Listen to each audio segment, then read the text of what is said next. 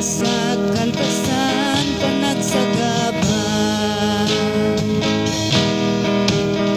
Iti tiyempo nga inagpanagmaymaysa, di apod undas amang niuliwa. Iti oras di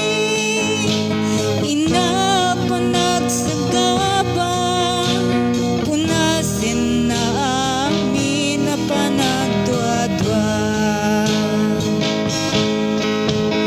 Ngem ti kariti Diyos, si bibiyag kawaning gana, sapten namin kasapunan ti anak na. Ket kunan anak ag mataleg sa kalpasan panagsagaban. Iti ka nito tinagpanagpanpanuno, kinaimbag ti Diyos saan ko amarukod. Awan nga rod rason nga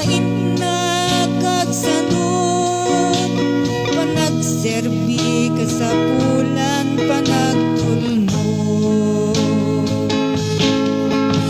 Ngem ti kariti Diyos, si bibiyag awaning gana, sapten namin kasapulan ti anak na.